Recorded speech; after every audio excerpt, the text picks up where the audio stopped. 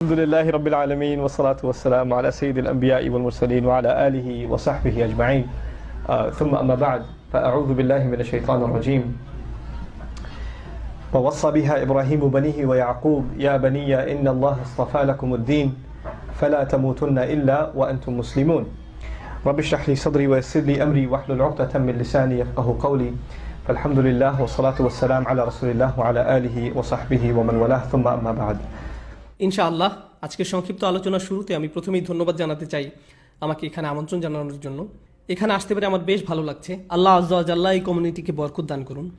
এখানকার মসজিদটিতে সবসময় মানুষের উপস্থিতি বজায় থাকুক, বিশেষ করে ফজর এবং ঈশার সময়, এবং আল্লাহ যেন এই মসজিদটিতে তরুণদের উপস্থিতি দিয়ে ভরে রাখেন সকাল আর সন্ধ্যায়। আমিন ইয়া রব। আমি আজকে আপনাদেরকে যা বলতে চাই তাহলে আমি কিছু আয়াত সম্পর্কে ব্যাখ্যা করতে চাই, যার উপর আমি আগেও দুরূস দিয়েছি, কিন্তু আজকে একটু ভিন্ন আঙ্গিকে তা আপনাদের কাছে উপস্থাপন করার চেষ্টা করব। এছাড়াও আমি আসলে শুরুতে কোরআনের প্রেক্ষাপটের বাইরে থেকে কথা বলবো, আর তা হলো আমাদের সন্তানদের প্রতি যে সচেতনতা কাজ করে, এটা আসলে আমাদের দিনের ভিত্তি। ব্যাপারটা কোনো নতুন কিছু না, যা আমরা মাত্র উপলব্ধি করতে শুরু করেছি। আমাদের ভবিষ্যৎ প্রজন্মের জন্য যে চিন্তা কাজ করে, এটা আমরা পেয়েছি আমাদের পিতা ইব্রাহিম আলাইহিস সালামের কাছ থেকে। আসলে তারও আগে আমরা যেই সচেতন বাবার কথা জানতে পেরেছি, তিনি ছিলেন নূহ আলাইহিসসালাম। নূহ আলাইহিসসালাম তার সন্তানদের ব্যাপারে বেশ উদ্বিগ্ন ছিলেন। তিনি আল্লাহ তাআলার কাছে সন্তানদের উদ্ধারের জন্য প্রার্থনা করেছিলেন। তো আমাদেরকে সন্তানদের দ্বীনি বিষয়ে আমাদের সচেতনতা এই ধর্মে বহু পুরাতন ভিত্তি, এই ধর্মের একটি মৌলিক অংশ। আর আল্লাহ আজ্জা ওয়া জাল্লা আমাদের একটা বিষয় শিখাতে চেয়েছেন। আমাদের বেশ কয়েকবার এমন নবীদের ব্যাপারে জানিয়েছেন যাদের নিজ সন্তানদের মধ্যে সমস্যা ছিল।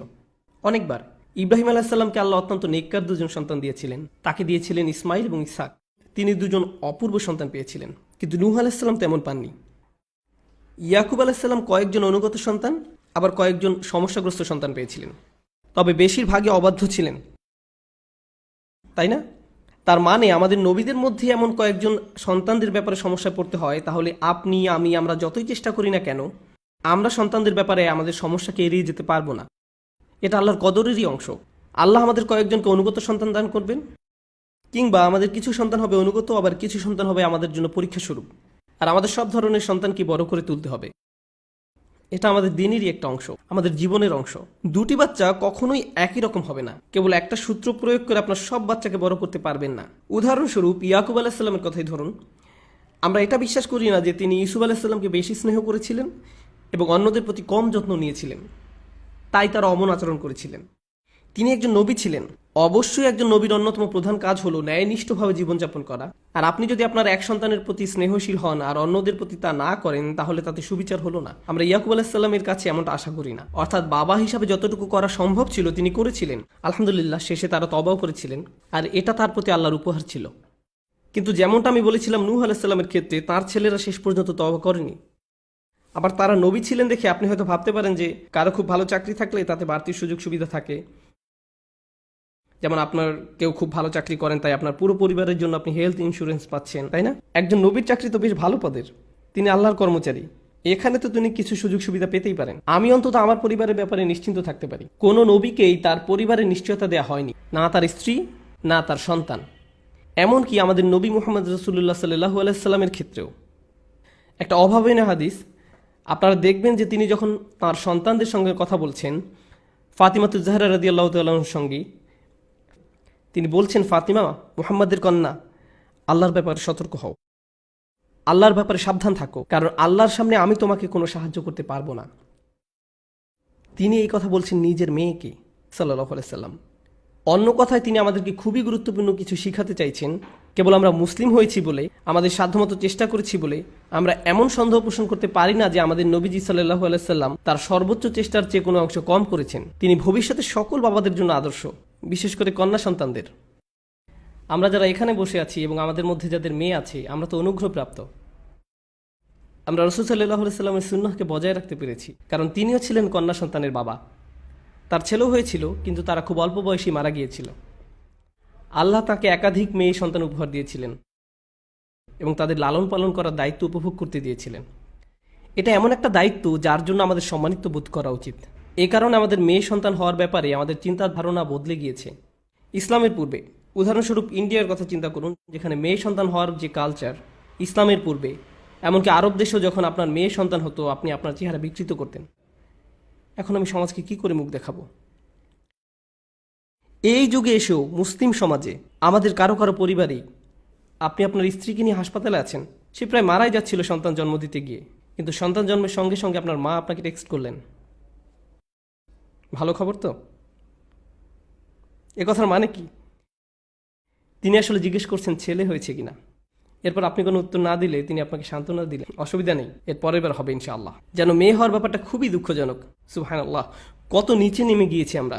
আল্লাহ আসলে সেসব মানুষের ব্যাপারে কোরআনে অভিযোগ করেছেন যারা তাদের কন্যা সন্তানকে মর্যাদা দেয় না। যখন মেয়ে জন্ম নেয় তার মুখ কালো হয়ে যায়, যেন কালো মেঘ তার মুখকে ঢেকে রেখেছে, আর সে হতাশায় ডুবে ভাবছে আমার এইমাত্র একটা মেয়ে হয়েছে। তার মুখ কালো হয়ে যায়। সুবহানাল্লাহ। তো আমাদের সন্তানদের ব্যাপারে দুশ্চিন্তা করা নিয়ে কথা বলার আগে আমাদের প্রথমে ভাবা উচিত বাবা মা হিসাবে আমরা কতটা যোগ্য।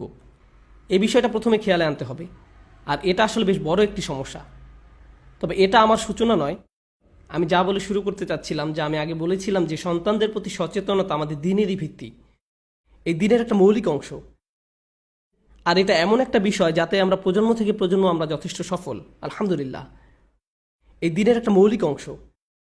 সন্তান বড় করার কাজে আমরা বেশ ভালো, যুগ যুগ ধরে, আলহামদুলিল্লাহ। অবশ্যই পৃথিবী অনেক বদলে গিয়েছে নবী সাল্লাল্লাহু আলাইহি সাল্লামের যুগের পরে, কিন্তু সন্তান লালন পালনে মুসলিমদের সফলতা অন্য যে কারো চেয়ে ভালো ছিল, আলহামদুলিল্লাহ, বর্তমান সময়ের আগ পর্যন্ত। আজকের দুনিয়া এতটা আকস্মিকভাবে বদলে যাচ্ছে যে এটা শুধু সরকার কিভাবে পরিচালিত হবে তাতে প্রভাব রাখছে না, এটা আমাদের অর্থনীতিতে প্রভাব রাখছে। কিভাবে এক দেশ অন্য দেশের সাথে সম্পর্ক বজায় রাখছে, কিভাবে ইন্ডাস্ট্রি গড়ে উঠছে, শুধু তাতেই প্রভাব বিস্তার করছে না, বরং এটা আমাদের পরিবারগুলোকেও প্রভাবিত করছে। শুধু মুসলিম পরিবার নয়, সকল পরিবার। বর্তমান বিশ্ব নাটকীয়ভাবে পরিবর্তিত হয়ে যাচ্ছে। আমাদের পরিবারের এখন যেমন অবস্থা দেখতে পাচ্ছি, এর আগে কখনো এমনটা ছিল না। সন্তানদের এখন যেভাবে বড় করা হচ্ছে, ইতিহাসের আর কোনো যুগে কিংবা অন্য কোনো সংস্কৃতিতে এমন আকার ধারণ করেনি। শুধু মুসলিম সংস্কৃতির ক্ষেত্রে নয়, সবার ক্ষেত্রেই। বিশ্বায়ন আর যোগাযোগ ব্যবস্থার বৃহৎ উন্নয়নের কারণে তার উপর ভোগবাদের চরম পর্যায়ে সৃষ্টি হওয়ায়, আমি একে পুঁজিবাদ বলি না, বরং বলি ভোগবাদ। আমরা পণ্যের আসক্ত ভোক্তায় পরিণত হয়েছি। আমি একে পুঁজিবাদ বলি না, বলি ভোগবাদ। আর এই মানসিকতা আমাদের ঘরের ভিতরেও প্রবেশ করে ফেলেছে।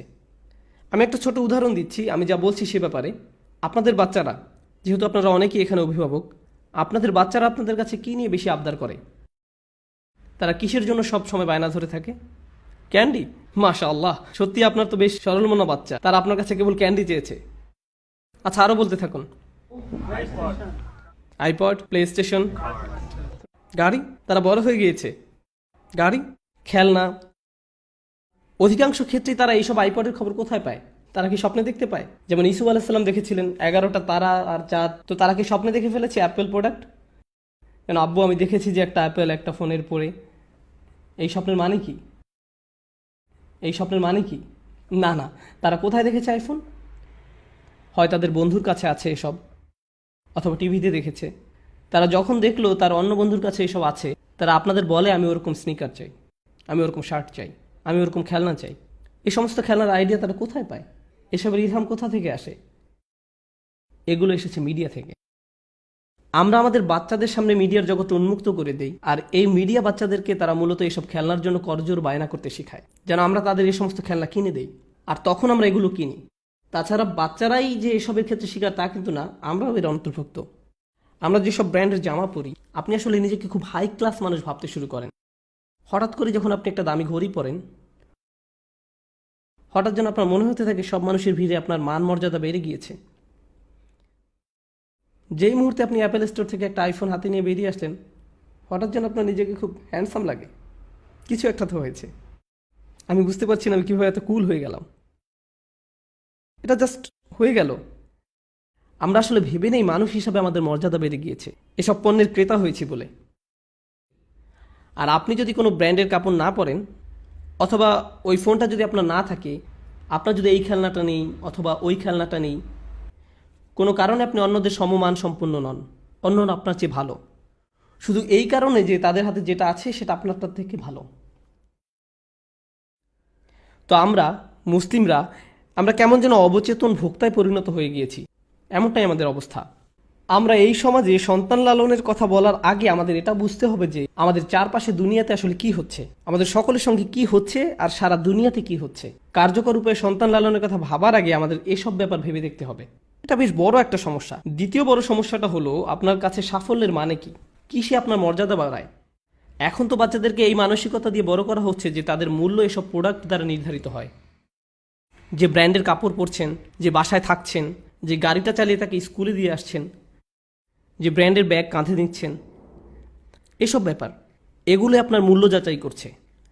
আর এর সাথে যোগ হয়েছে আরও একটা সমস্যা, জীবনে সফল হওয়া বলতে কি বোঝায়।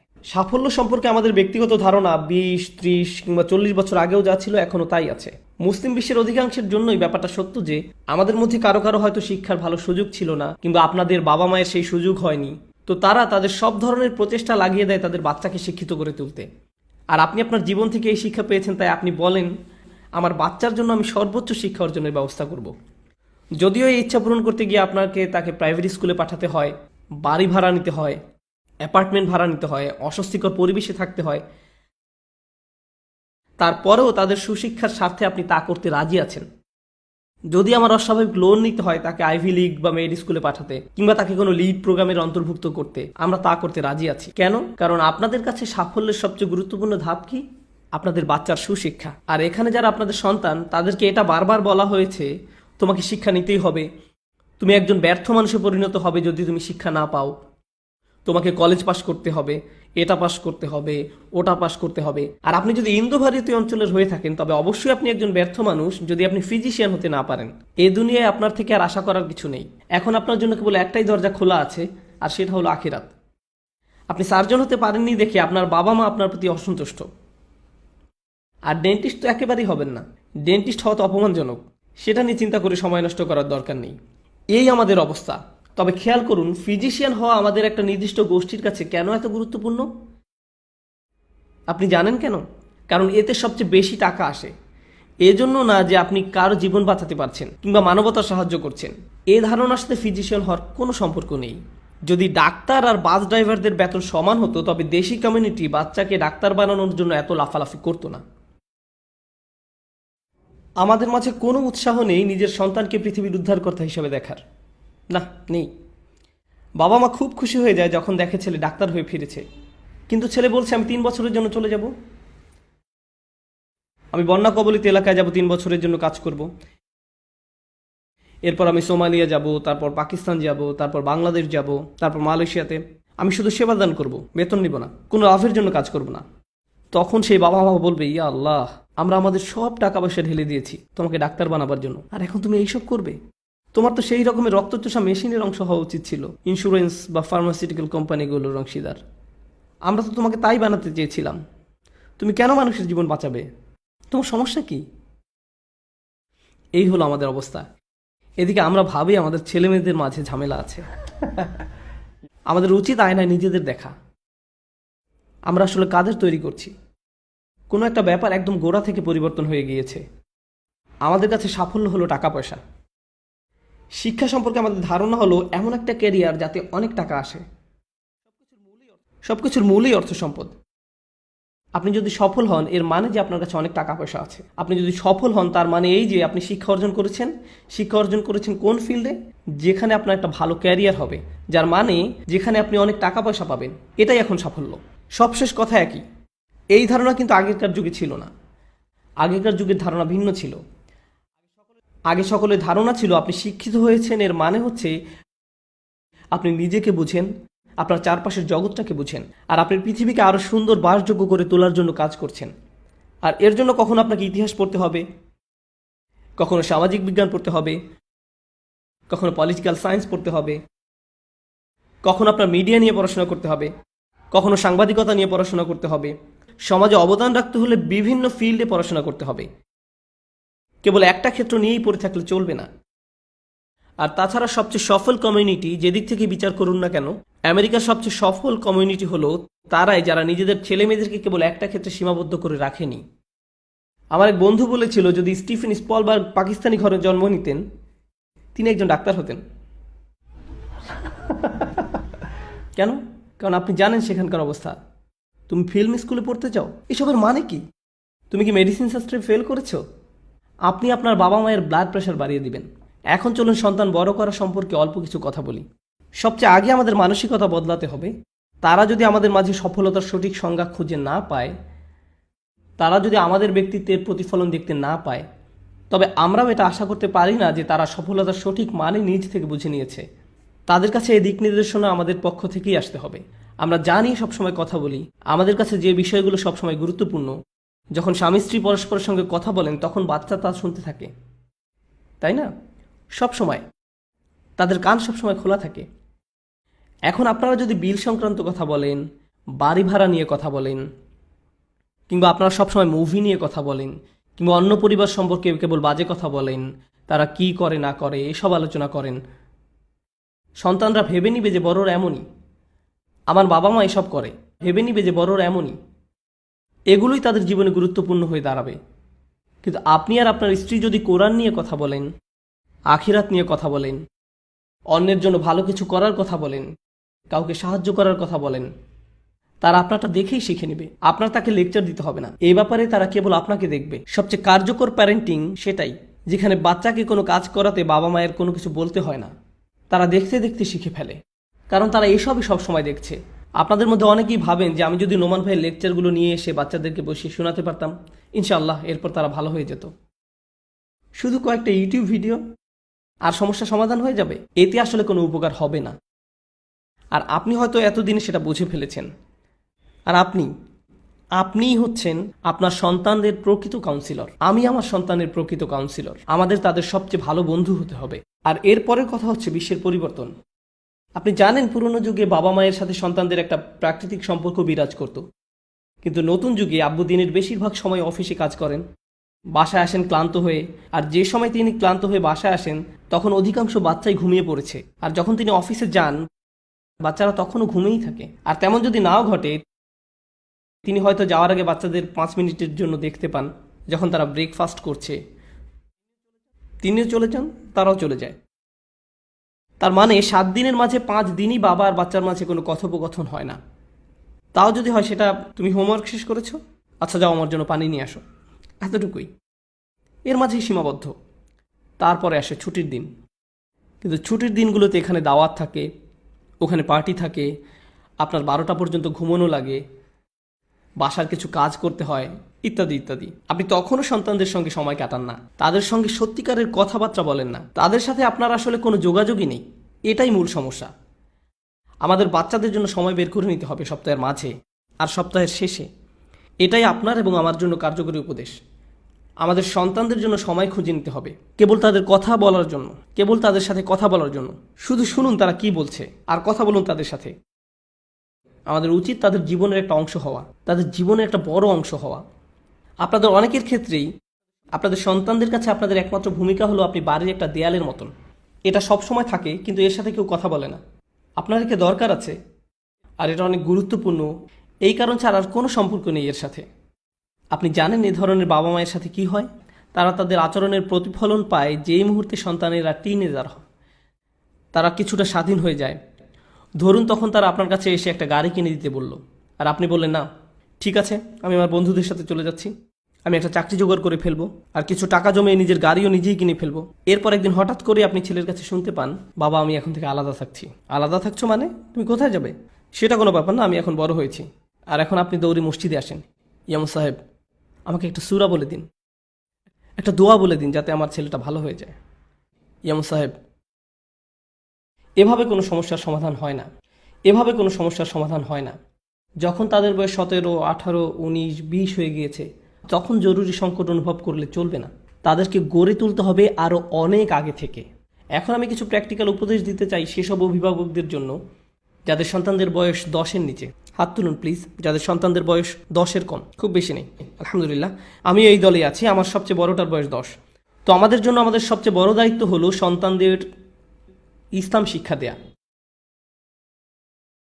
আমাদের পক্ষ থেকে তাদের ইসলাম শিক্ষা দেয়া। যখন নবী আলাইসাল্লামরা দিন শিক্ষা দিতেন তারা সকলের জন্য তা করতেন। আল্লাহ সুবহানাহু ওয়া তাআলা যখন বাচ্চাদের ইসলাম আর কোরআন শিক্ষা নিয়ে কথা বলেছেন, বাচ্চাদের শেখার বা উপদেশ গ্রহণ করার কথা তিনি খুব কম সময় উল্লেখ করেছেন, কিন্তু যখন তিনি এ সম্পর্কে বলেছেন সেটা সবসময় বাচ্চাদের বাবা মায়ের কাছ থেকে। কথাটা আবার খেয়াল করুন, আল্লাহ যখনই কোরআনে বাচ্চাদের সঠিক পথ প্রাপ্ত হওয়ার কথা বলেছেন সেটা সবসময়ই বাবা মায়ের পক্ষ থেকে হয়েছে, আর অভিভাবকদের মধ্যে থেকে তা সবসময়ই বাবার তরফ থেকে। কারণ মা তো সর্বক্ষণই বাচ্চার পাশেই থাকেন। একজন মাকে কোনো অতিরিক্ত কষ্ট পোহাতে হয় না বাচ্চার পাশেই থাকার জন্য, কিংবা বাচ্চার সবসময় খেয়াল রাখতে, কিংবা তাকে উপদেশ দিতে। একজন মাকে কখনো মা হওয়ার ব্যাপারে ট্রেনিং নিতে হয় না। এটা প্রকৃতগতভাবেই হয়ে থাকে। আল্লাহ তাদের মাঝে এই অনুভূতিই দিয়ে রেখেছেন। অন্যদিকে বাবাদের অবস্থা শোচনীয়। আমাদের একটা ট্রেনিংয়ের মধ্যে দিয়ে যেতে হয় সত্যিকারের বাবা হওয়ার জন্য। প্রকৃতিগতভাবে আমাদের মাঝে এই অনুভূতি আসে না। কেবল আপনার সন্তান জন্ম নিয়েছে বলেই যখন একজন মা তার সন্তানকে জন্ম দেন তার সব আবেগ অনুভূতি বদলে যায়, মুহূর্তেই সব বদলে যায়। কিন্তু একজন বাবার ক্ষেত্রে 3-4 দিন পার হওয়ার পর যখন বন্ধুরা জিজ্ঞেস করে, তোমার তো শুনেছি বাবু হয়েছে, বলে হ্যাঁ, কিন্তু আমি এখনো ধরতে পারিনি কি হয়েছে। কেউ আপনাকে বুঝিয়ে দিলে আপনি বুঝতে পারেন ব্যাপারটা। আমি কি বলছি বুঝতে পারছেন? আমি এখনো ধরতেই পারিনি কি হয়েছে, কারণ বাবা হওয়ার যে উপলব্ধি তা স্বভাবগতভাবে আমাদের মাঝে আসে না। আমাদের এই অনুভূতি গড়ে তুলতে হয়, তাই না? এই জন্য আল্লাহ হযরত লুকমানের কথা বলছেন, তিনি কিভাবে সঠিক সুযোগটা বেছে নিচ্ছেন বাচ্চার সাথে কথা বলার জন্য। আমরা দেখেছি ইয়াকুব আলাইহিসসালাম তার সন্তানদের সাথে কথা বলছেন। আমরা ইব্রাহিম আলাইহিসসালামকে পেয়েছি, তিনি তার সন্তানদের ঠিক একই উপদেশ দিয়েছেন যা ইয়াকুব আলাইহিসসালাম বলেছেন। খুব চমৎকার বিষয়টা, কারণ এ থেকে বোঝা যায় একজন বাবা তার সন্তানদের প্রতি দায়িত্ব পালন করছেন। তাকে শুধু এটা শিখিয়ে নয় যে নিজেকে কিভাবে গড়ে তুলতে হবে, বরং তাকে কিভাবে একজন বাবা হতে হবে সেটাও শিখিয়েছেন। আমরাই আমাদের সন্তানদেরকে শিখাবো কিভাবে একদিন ভালো বাবা হতে হবে। কারণ ইব্রাহিম আলাইহিসসালাম শিখিয়েছিলেন ইসহাক আলাইহিসসালামকে, ইসহাক আলাইহিসসালাম শিখিয়েছিলেন ইয়াকুব আলাইহিসসালামকে। এক্ষেত্রে কোরআন কি বলছে? ইব্রাহিম এবং ইয়াকুব অর্থাৎ একজন দাদা আর তার নাতি একদম একই কথা বলছেন। তারা কি কথাটা একই সময় বলেছেন?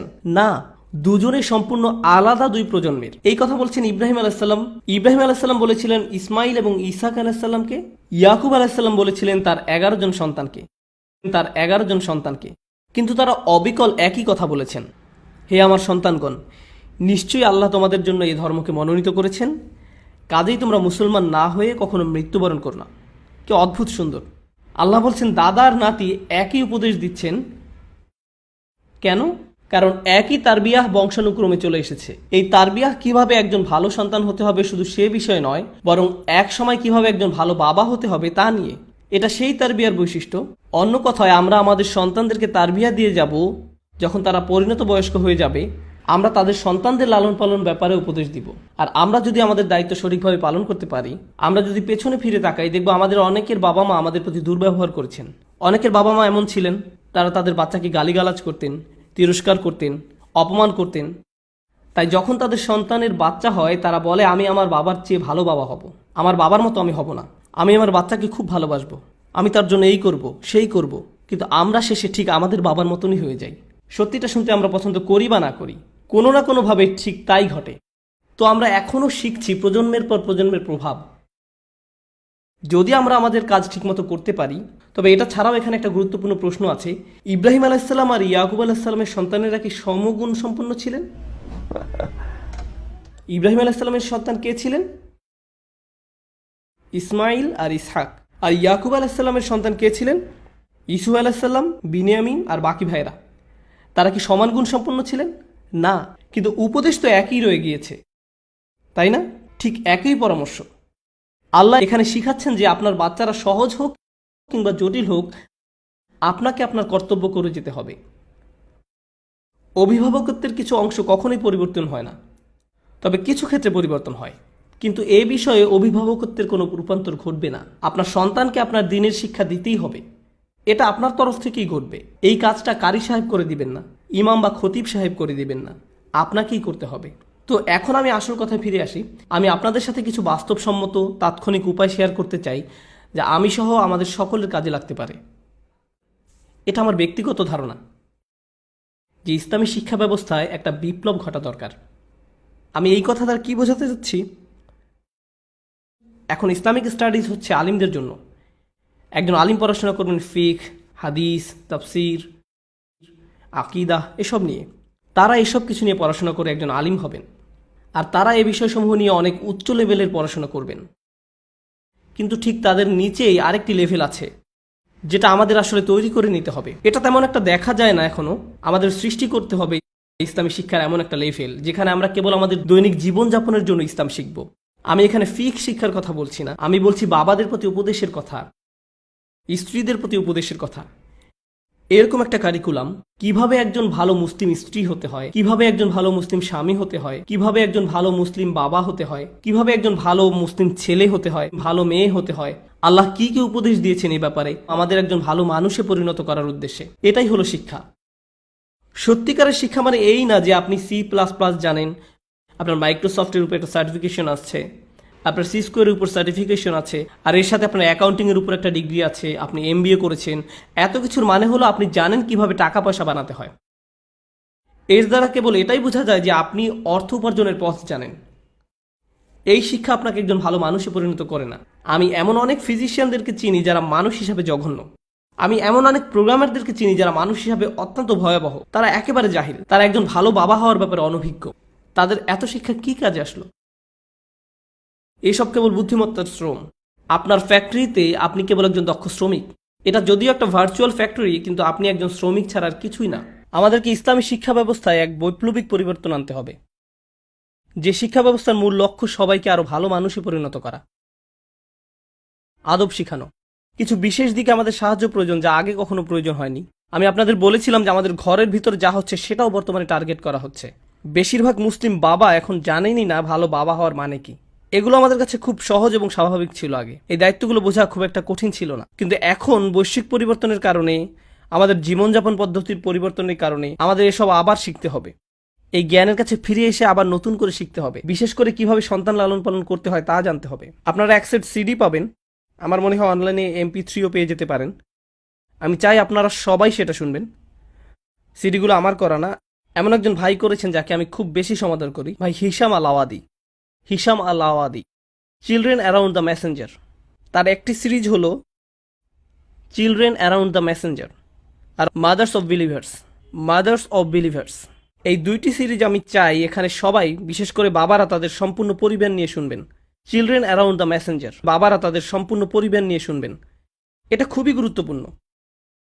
এটা আমাকে গভীরভাবে উপকৃত করেছে, আর এটা সাধারণ অভিভাবকদেরও অত্যন্ত উপকারে আসবে। এগুলো আমাদের খুব স্বল্প রিসোর্স হলেও অত্যন্ত মূল্যবান। আমাদের এই সুবিধাগুলো কাজে লাগাতে হবে। আর ইনশাআল্লাহ আমাদের পুরো পরিবারের উচিত এই লেকচারগুলো শোনা। আপনারা আইপ্যাডে রাখতে পারেন, কিংবা গাড়িতে বসেই সবাই একসাথে শুনতে পারেন। আপনার বেশ কাজে আসবে। আপনার সন্তানকে সঙ্গে নিয়েই কোরআন তেলাওয়াত করুন। একজন কারি ডেকে তাকে দিয়ে তেলাওয়াত করাবেন না, কাজটা নিজেই করুন। আপনার সন্তানকে সঙ্গে নিয়েই করুন। মাওলানা সাহেব আসুন, কোরআন পড়ান, পড়ে বাসায় চলে যান। আর আপনি, আপনার সময় নেই এসবের জন্য? আপনার যদি কোরআনের জন্য হাতে সময় না থাকে, তাহলে আপনার বাচ্চাকে কেন কোরআনের জন্য সময় বের করে নিতে হবে? আপনার সন্তানের সঙ্গে বসুন আর 20 মিনিট ধৈর্য ধরুন। শয়তান আসবে, সে আপনাকে বারবার হাই তুলতে বাধ্য করবে। আপনার তখন পিপাসা হবে, ঘুম আসবে, আপনার হঠাৎ মনে পড়ে যাবে যে আপনার একটা মিটিংয়ের কথা। এত সব কিছু এই 20 মিনিটের মধ্যেই হবে। কেন? কারণ আপনি এই 20 মিনিট কোরআনের জন্য দিতে চাইছেন, আর শয়তান সেটা ঘৃণা করে, সে সহ্য করতে পারে না। কিন্তু এই 20 মিনিট ধৈর্য রাখুন, নিজেকে সমর্পণ করুন আপনার বাচ্চার জন্য, পুরো পরিবারকে সঙ্গে নিন। দিনের একটা সময় আমরা সবাই একসাথে বসবো, আর আমরা সবাই কোরআন পড়ব, কোরআনের ব্যাখ্যা শুনবো, না হয় অন্তত অনুবাদ শুনবো সকলে একসঙ্গে। যদি 1 ঘন্টার জন্য তা সম্ভব না হয়, তবে অন্তত 10 মিনিটের জন্য তা করুন, তাতেও হবে। কেবল শুনুন, কোরআনের অল্প কিছু অংশ 10 মিনিটের জন্য, তেলাওয়াত ছাড়া আর এটুকু করুন। তেলাওয়াতের জন্য আমি কতটুকু সময় রাখতে বলেছি? 20 মিনিট। আর অনুবাদের জন্য বা তাফসির অথবা ব্যাখ্যা শোনার জন্য কতক্ষণ? 10 মিনিট। তো প্রতিদিন মোট কতক্ষণ? এই 30 মিনিট আপনি আর আপনার গোটা পরিবার আল্লাহর উদ্দেশ্যে কিছু করলেন। আমি পরামর্শ দিব মাগরিব আর ইশার মধ্যবর্তী সময়টা বেছে নিতে। ঠিক আছে, আপনি হয়তো বলবেন আমার বাচ্চাদের পরীক্ষা চলছে, এখন মে মাস, সেমিস্টার শেষ হোক আগে। আচ্ছা ঠিক আছে, আমি এটা মেনে নিলাম, কিন্তু গ্রীষ্মের ছুটিতে আপনারা এই কাজটা করবেন, প্রতিদিন মাত্র 30 মিনিট। এমনটা বলবেন না আমি আমার বাচ্চাকে কোন প্রোগ্রামে ভর্তি করব। আপনি আপনার বাচ্চার প্রোগ্রাম, অন্য সব প্রোগ্রাম পরের ব্যাপার। আমাদের এভাবে বোঝাপড়া করে নিতে হবে। ইসলাম অটো পাইলটের মতন ধরলে চলবে না। আর আমি এটা বলেই আমার কথা শেষ করতে চাই। আমি কি বোঝাতে চাইছি? আমরা আসলে একটা মুসলিম সমাজে বড় হয়েছি। আমাদের মধ্যে অধিকাংশরই, আমার নিজেরও, আমাদের বাবা মায়ের কখনো আমাদের ঈমান সম্পর্কে দুশ্চিন্তা করতে হয়নি। তারা এমন দুশ্চিন্তাগ্রস্ত ছিলেন না যে আমার ছেলে কি খ্রিস্টান হয়ে যাবে, নাকি সে নাস্তিক হয়ে যাবে, কিংবা ইহুদি হয়ে যাবে। এসব নিয়ে তাদের মাথা ব্যথা ছিল না। তারা ভাবতেন না আমার ছেলে জুমার নামাজ না পড়ে অন্য কোথাও ঘুরতে গেল কিনা। তারা এসবের ব্যাপারে চিন্তাগ্রস্ত ছিলেন না। তাদের মনে এমন কোনো আশঙ্কা আসতো না। তাদের ভাবতে হতো না যে তাদের ছেলে কোনো গ্যাংয়ে যোগ দিল কিনা, কিংবা ড্রাগ নিল কিনা, কিংবা বাড়ি ছেড়ে পালিয়ে যাবে কিনা। তো ইসলাম শিখানোর ব্যাপারে তাদের খুব একটা ভাবতে হয়নি, কারণ গোটা সমাজ আপনাকে কোনো না কোনো ভাবে তা শিখিয়ে দিচ্ছিল। স্কুল থেকে সে শিক্ষা পেয়েছেন, সব জায়গায় আপনি আজানের ধ্বনি শুনতে পেতেন। সমাজ আপনাকে ইসলামের সান্নিধ্যে নিয়ে এসেছিল। এখানে কি সেই সমাজ আছে? না। তাহলে এখানে আপনি আপনার বাচ্চাকে সেভাবে বড় করতে পারবেন না যেভাবে আপনার বাবা মায়েরা করেছিলেন। আপনি ধারণা করে নেন যে সবকিছু ঠিকঠাক মতো হয়ে যাবে, সব ঠিক হয়ে যাবে, আমরা তো ভালোভাবেই সব পার করেছি। ভাই, আপনি তা পেরেছেন কারণ আপনি সম্পূর্ণ ভিন্ন একটা দুনিয়ায় বসবাস করতেন, আর এখন অন্য এক দুনিয়া। এখানে কোনো নিশ্চয়তা নেই যে আপনার বাচ্চারা ইসলামকে ধরে রাখবে, কোনো গ্যারান্টি নেই, একেবারেই নেই।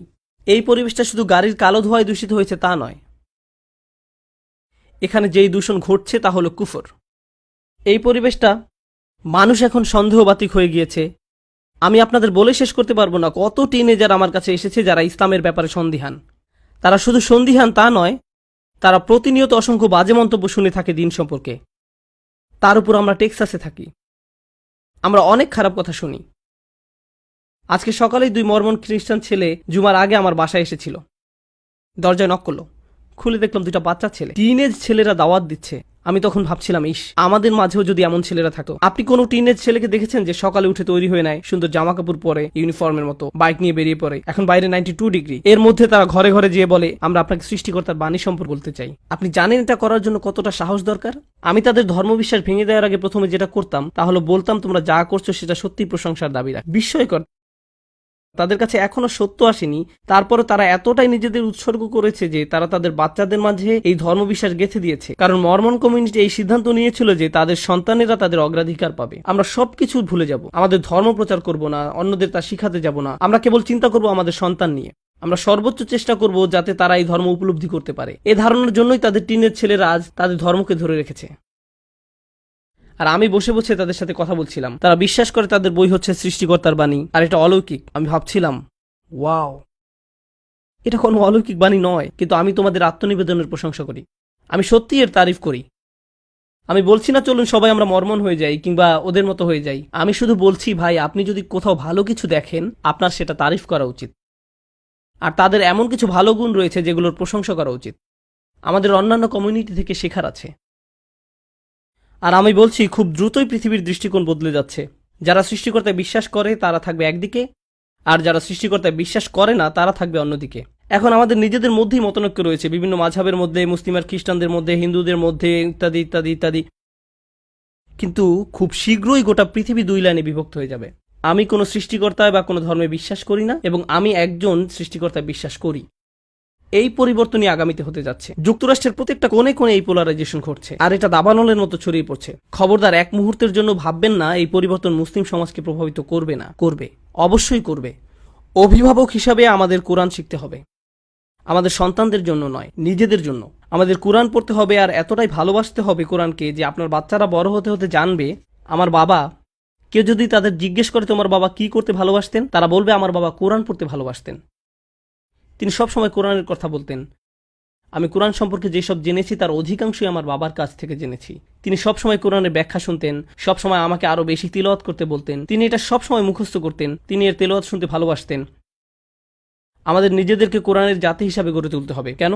কারণ নবী সাল্লাল্লাহু আলাইহি সাল্লামকে সন্দেহগ্রস্ত মানুষেরা ঘিরে রেখেছিলেন, ঠিক যেমনটা আমাদেরকেও সন্দেহগ্রস্ত মানুষেরা ঘিরে রেখেছে। এবং সেই সময় একমাত্র জিনিস যেটা আপনাদের বিশ্বাস অটুট রাখবে সেটা কি? কোরআন, আল্লাহর বাণী। এটা তাদের দৃঢ় পদ রেখেছিল। আমাদের আবার সেই জাতিতে পরিণত হতে হবে। আমরা এবং আমাদের সন্তানেরা, আমরাই হব কোরআনের নতুন প্রজন্ম। আমাদের জীবনের কেন্দ্রবিন্দুতে কোরআন থাকতে হবে। দিনে 30 মিনিট করে পড়া শুরু করুন, কেবল 30 মিনিট। কিন্তু এখানে যারা অভিভাবক, আমি জানতে চাই না আপনার বয়স 45, 55, 65 নাকি 75, যাই হোক না কেন, কোরআন মুখস্থ করুন। মুখস্থ করা শুরু করে দিন। আল্লাহ কোরআনের উপর কোনো বয়স সীমা রাখেননি। আল্লাহ সেটা করেননি, আপনি করেছেন। আপনি আল্লাহকে দেখান যে আপনি তার বইকে ভালোবাসেন, আর তখনই আল্লাহ আপনার জীবনে বরকত ঢেলে দিবেন, যা আপনি কখনো আশা করেননি। আপনার এখন অন্য কাউকে জিজ্ঞেস করতে হয় কিভাবে সন্তান লালন পালন করবেন, কিন্তু আল্লাহ নিজেই আপনাকে সেই উপদেশ দিবেন তার বইতে। তিনি আমাদেরকে আমাদের সব প্রশ্নের উত্তর দিয়ে দিচ্ছেন তার বইতে। আমাদের অবশ্যই এই বইয়ের সঙ্গে একটা সম্পর্ক থাকা উচিত। আমি আপনাদের বলছি, আমাদের মুসলিম সমাজে অধিকাংশ সমস্যা এই জন্যই সৃষ্টি হয়েছে যে আমরা কোরআন থেকে বিচ্ছিন্ন হয়ে পড়েছি। আমাদের এই বইয়ের জন্য কোনো অনুভূতি নেই, কোনো ভালোবাসা নেই, কোনো সম্পর্ক নেই। আমরা উপদেশ নেওয়ার জন্য এর কাছে যাই না, আমরা প্রতিদিনের তেলাওয়াত করি না, মুখস্থ করি না, আমরা এই বই আরো বেশি বেশি বোঝার চেষ্টাও করি না, অনুরাগ দেখাতে পারি না। আল্লাহ তার বাণী পাঠিয়ে এই উম্মতকে কতটা সম্মানিত করেছেন, অথচ আমরা এই বাণীর প্রতি যথেষ্ট ভালোবাসা দেখাতে পারিনি। আমরা যদি তা পারি, আমি বলছি আপনাদের সকল সমস্যা দূর হয়ে যাবে। আল্লাহ সুবহানাহু ওয়া তাআলা বলছেন, যখন আহলে বাইতদের কথা বলেছেন, তিনি বলেন তারা যদি কেবল তাওরাত আর ইনজিলকে দৃঢ়ভাবে প্রতিষ্ঠিত করত, তাহলে তারা উপর এবং নিচ থেকে আহার করত, তাদের দুনিয়া তাদের জন্য জান্নাত হয়ে যেত।